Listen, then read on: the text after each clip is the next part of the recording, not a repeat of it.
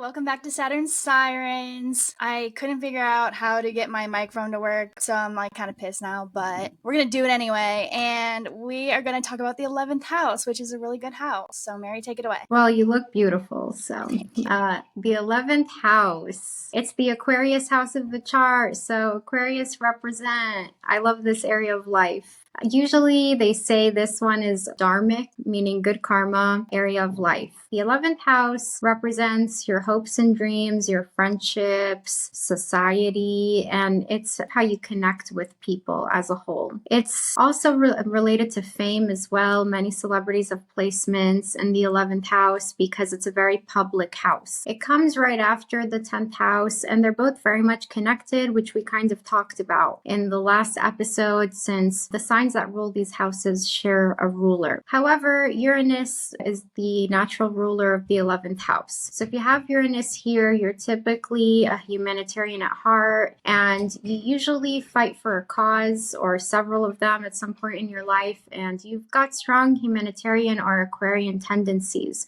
where you want to make the world a better place. That's very much what this area of life represents. It's what we contribute to society, and it's how we change the world. It's how we leave our cosmic footprint, so to speak, with the 11th house.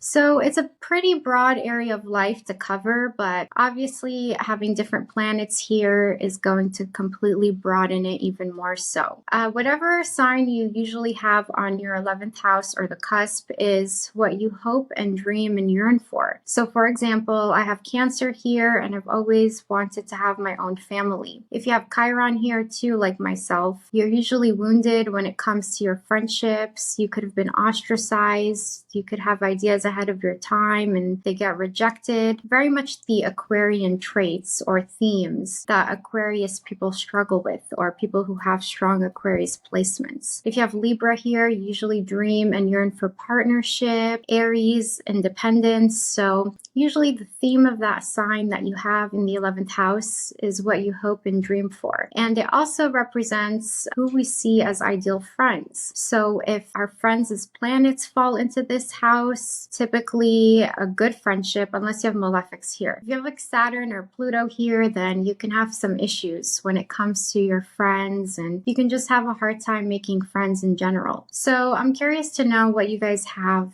in your 11th house, because I only have Chiron, so it's not really a major focus for me. I talked a lot about this last week because of the midheaven, but I have my midheaven there, conjunct that one star. What's that star called, Mary? Spica. Which is exciting. And then it's like exactly conjunct. And then I have loving at the 29th degree. That's it. Oh, side note, I heard about a new asteroid called Bless. It's like I gotta look it up. Yeah, you gotta look it up. But anyways, off topic. So you have your midheaven here. That's Yes. true. And in Libra, aren't you dating a Libra too? I am. I love a good Venus in my 11th house. Yeah, that makes a lot of sense. I only date Libra Venuses. I feel like the midheaven is also like what you look up to and like what you aspire for. And we talked about it too in the last episode, where I always date people of planets in my midheaven as well. What about you, Pierre? I think you have Gemini, right? I have Gemini, and I'm pulling up my asteroid list because, I'm not you guys are the asteroid girls, so you can tell me. So I do have, how do you call it, Nessus at 12 degrees of Gemini, and Pisces. Volcano. I've never heard of that one. Volcano. It's number 4464. Hold on. So Nessus and Gemini, this one manifests as like people slandering you in public. I hate that one. Because Nessus is kind of like where we get abused. So when you have it in the 11th house and Gemini is a lot about like gossip, and you can attract people who you think are your friends, but they like gossip about you or they slander your name with Nessus there, which I can very much relate to you on that because I have Chiron here in Cancer.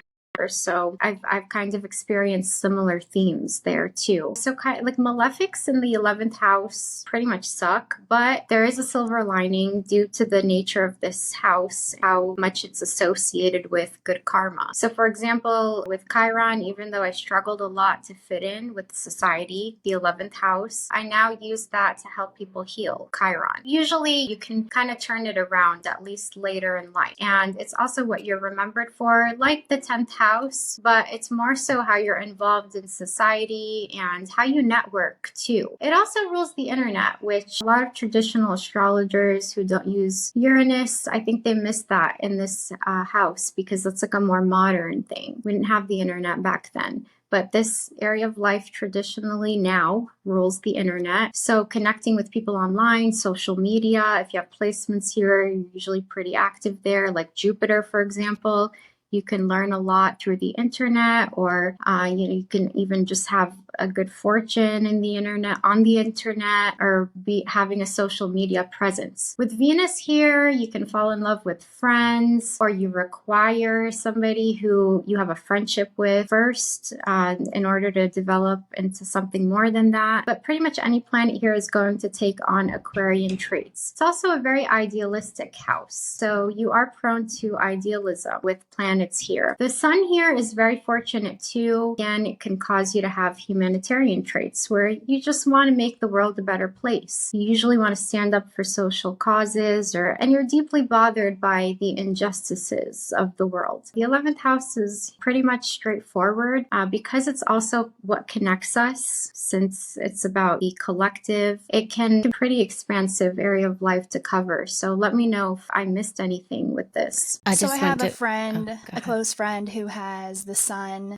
in Aries in the 11th house, exactly conjunct the Lilith asteroid. I think it's really interesting. She's in Aries, so she doesn't have any Aquarius placements. Well, she's an Aquarius midheaven in the 9th house, actually. She is pretty big on environmental issues. She's very big on, like I said, the environment, but humanitarian issues in general. My dad had the North Node there, and I think it's interesting that he was very technologically advanced. He was an IT guy. The last few years, he became very fixated on, the devastation in Palestine, and he would really focus on that, and it would get a lot of traction on the internet. So he kind of became low-key a celebrity. I mean, it was like anonymous, but that's North Node in the 11th house, I feel like. Traditionally, Jupiter finds its joy in the 11th house. That's how you get a lot of the significations of the 11th house, because it's very beneficial, often expansive. You'll see a lot of influencers, like very popular people or even political people, big leaders of groups, or where public is just like super drawn to them, will have strong placements in the 11th house. Yeah, definitely. Aquarius placements, 11th house placements, usually it's the modern day influencer.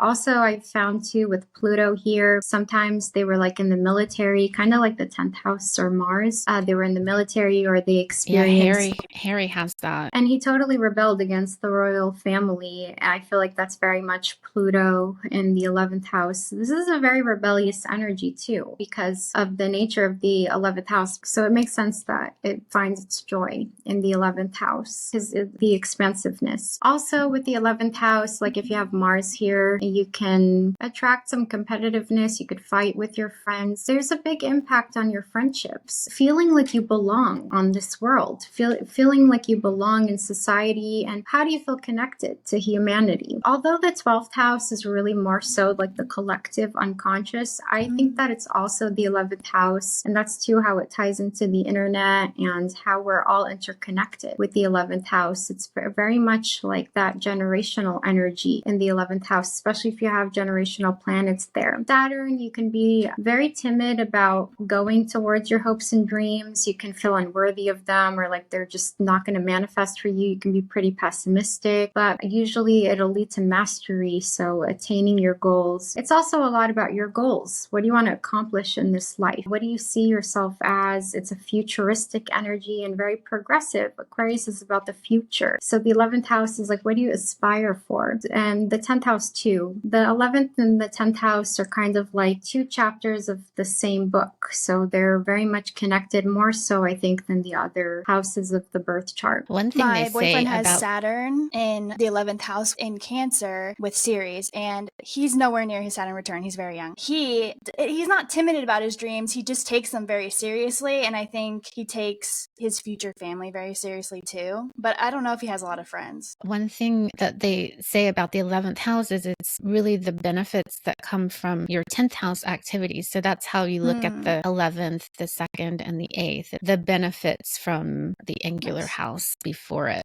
a lot of times people get awards or represented by the 11th house, sort of based on what they've been doing out in the world. Dharma, it's like ties into your Dharma too. I feel like with the midheaven here, you're meant to make an impact more so than with the 10th house midheaven or the 9th house midheaven. With the midheaven here, you're really meant to make a difference in the world. And this usually happens for you at some point in your life where you end up doing something for society. Obviously depends on the sign, or you could even work with friends or with groups or organizations. The 11th house also rules organizations that you belong to, groups, just group environments in general, which is also why we had the whole social distancing the day that Saturn entered Aquarius. It's kind of that energy. It's like what connects us all, and gatherings and social events. It's very public. It comes after the 10th house where you work hard. The 11th house is more so about,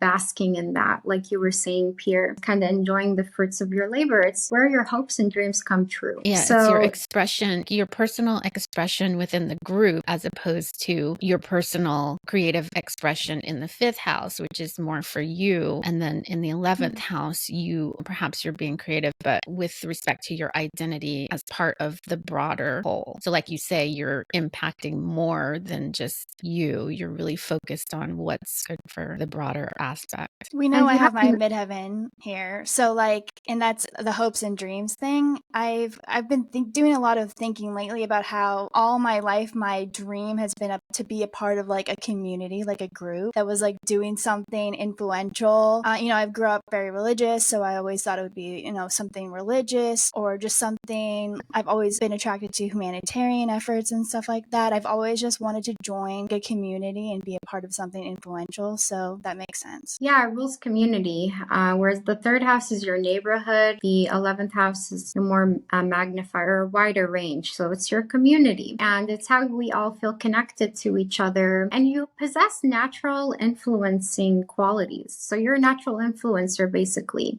If you have planets here, especially personal planets, whether you know it or not, you just influence people, or you're really good at it. You're also pretty original and unique, and you kind of set the trends in the typical Aquarius fashion. You're not really a conformist. This is not like a conformist type of energy with the 11th house. Very much is also tied into leadership, kind of like the 10th house in Capricorn, where you can even lead trends or start trends, and you can even intuit, especially if Uranus here, you can intuit the trends or where the collective is heading or collectively focusing on. It's not really associated with astrology, but I feel like it is, because astrology is very much about the collective unconscious, how we connect to. And quite often as well, when I make content, people will be like, well, I was just thinking of this, and then you popped up on my For You page. That's the 11th house energy. It's the collective. It's like what we're all thinking and how it's all relatable. We're all going through the same thing in a way. And that's very much the energy of the 11th house. So it's a very fortunate area of life, the 11th house. If you have planets here, consider yourself lucky. I want to talk a little bit about the North Node here. The North Node in the 11th house, especially if it's in a sign like Leo or Gemini, you usually developed your creative talents in a past life with the South Node in the 5th house, and you're kind of meant to share that with the collective. So you're meant to use your sense of self or your individuality and to share that more publicly, because it's very inspiring, whether it's your personality, again, depending on the sign, whatever you developed creatively, it's about sharing it with the world and the impact that it can make. So when you have the North Node here, it's all about connection. Friends play a key role in your life. You usually can receive great opportunities from them, and you're focusing on your goals and your hopes and your dreams in this lifetime, more so than, pleasure and the ego and all of that with the South Node in the 5th house. So I've even seen people who have the Leo North Node in the 11th house and feel like, you can even become famous with that one. I know it's cliche, but if you apply yourself, you can even, it could lead to fame because it's that energy. But usually when you have your North Node here, you kind of shy away from groups, and it could even be hard for you to make friends just in general, which is why you would have this North Node. That's the challenge, and that's what you're meant to embody. But overall, it's a pretty fortunate axis, the 5th and the 11th house. The 5th, the 11th, and the 9th house, in my opinion, are the 3 best areas of life. So even if you have malefics here, I think they're not as bad. I think they're a little bit subdued. I know that's pretty broad to say, but that's what I've observed. Consider yourself lucky, basically, if you have planets here. I think that pretty much covers it. I mean, it's like a really straightforward house. I'm an Aquarius, and I'm a chart ruler in Aquarius. I feel like I'm pretty well versed on this house, and it's pretty straightforward. I hope I didn't miss anything. I think you covered it. All right. All right. We'll talk to you guys later. This will be an Bye. extremely short episode. Bye. Bye.